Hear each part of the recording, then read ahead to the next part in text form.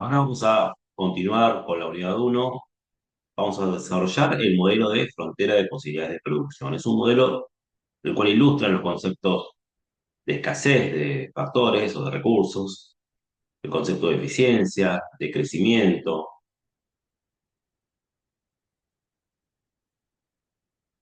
y muestra la FPP, la frontera de posibilidades de producción.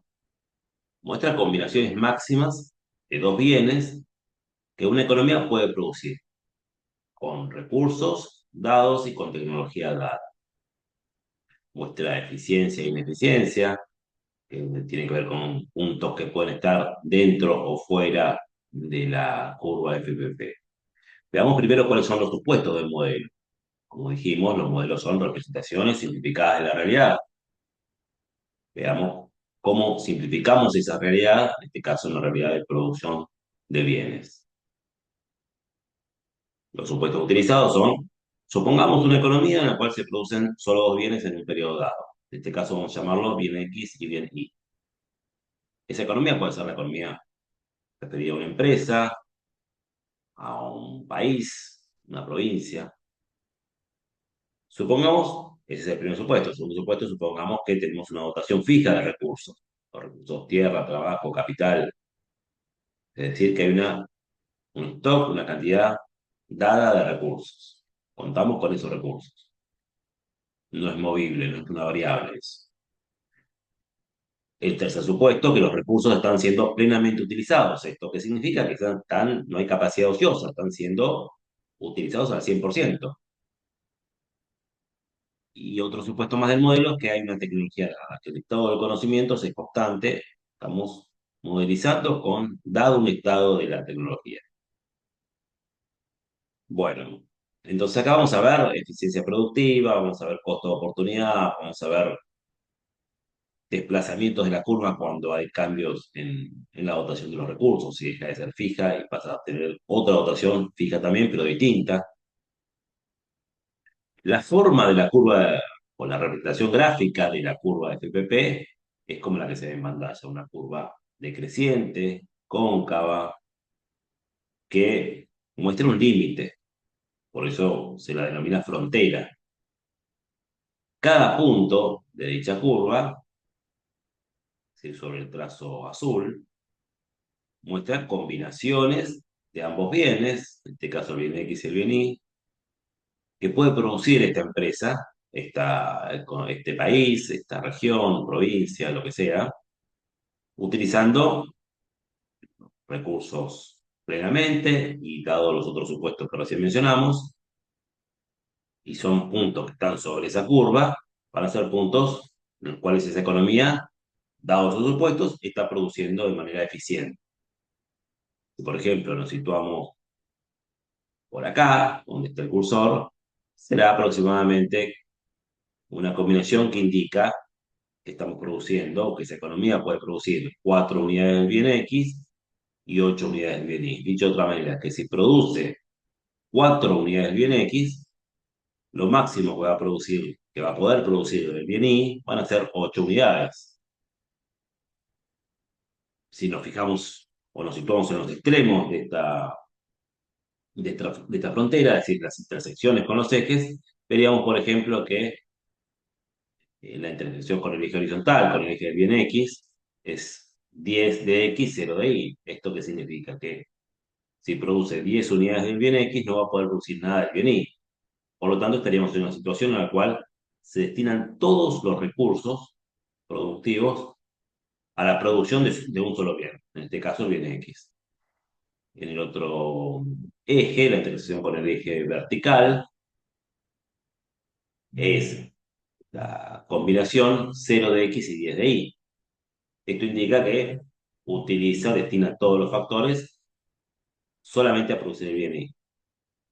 Cuando utiliza todos los factores a producir solo el bien Y, lo máximo que puede producir de Y es 10 unidades. Por lo tanto, del bien X va a producir 0.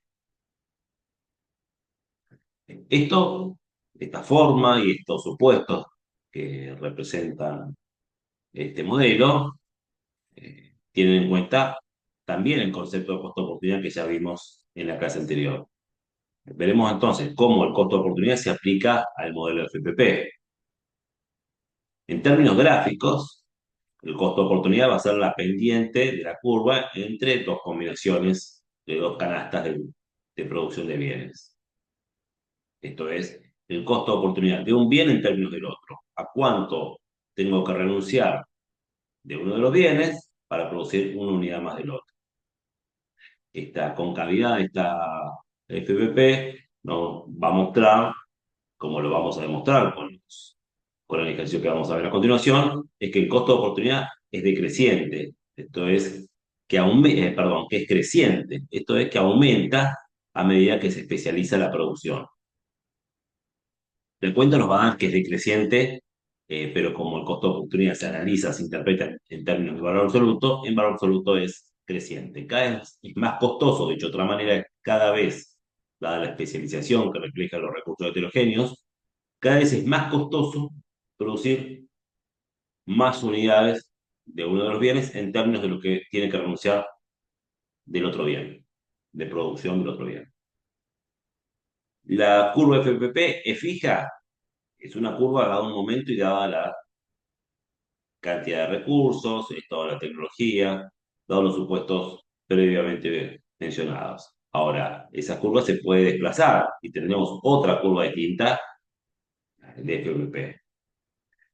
Este desplazamiento podrá ser, por ejemplo, si hablamos como en el gráfico donde la curva inicial es la curva azul y se desplaza y se convierte en en la curva con línea punteada roja, será un crecimiento, mostrará o representará una situación de crecimiento de esa economía. Es un desplazamiento de la curva a la derecha. Ese crecimiento económico en este modelo surge de que haya más recursos, que haya más inversión, más capital humano, es decir, más factor trabajo, más recursos naturales, factor capital. Esto puede ser desplazar, hacer crecer la economía. Esta economía, por lo tanto, se representa con un desplazamiento a la derecha de la FPP. Podría haber también un progreso tecnológico, por lo tanto, más productividad, y esto también entonces hace que la frontera se desplace hacia la derecha y por lo tanto se amplíen las posibilidades de producción. En cualquiera de estos dos casos, se amplían las posibilidades de producción de esta economía. Esto es, puedo seguir produciendo o puedo producir más de un bien sin necesidad de reducir la producción del otro. Bien, dado que ahora tengo más recursos o dado que hubo un progreso tecnológico, una innovación, un nuevo descubrimiento que hace más productiva la producción de los bienes. O podría haber, por el contrario, un desplazamiento a la izquierda y que esto me haga reducir todo el área que está por debajo de la frontera de posibilidades de producción y hay menos posibilidades productivas. Esto sería un shock negativo, por ejemplo, una guerra, un desastre natural. Esto va a hacer desplazar la FPP a la izquierda.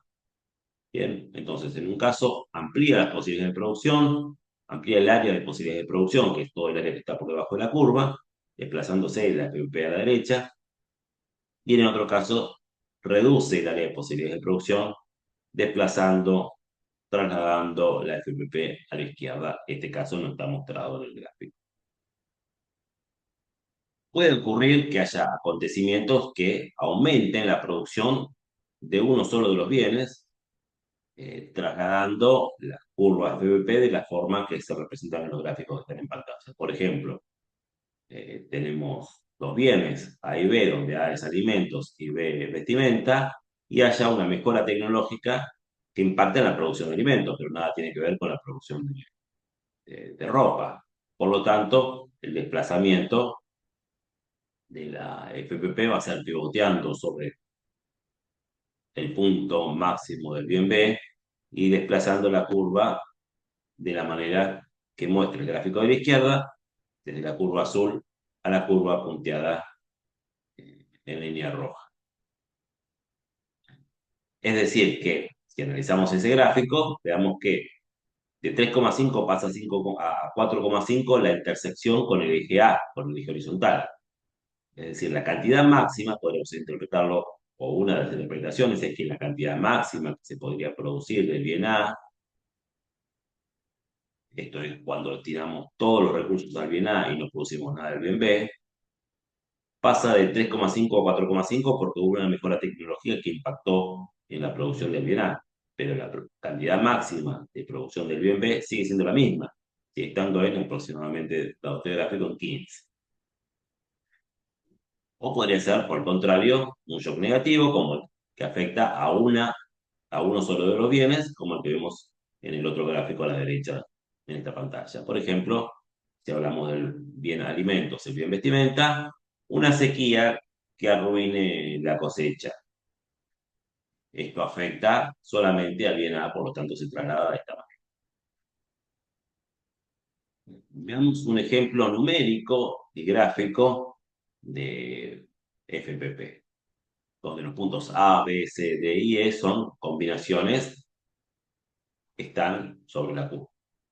Por ejemplo, el punto A es la combinación 15 unidades del bien 1, 0 unidades del bien 2.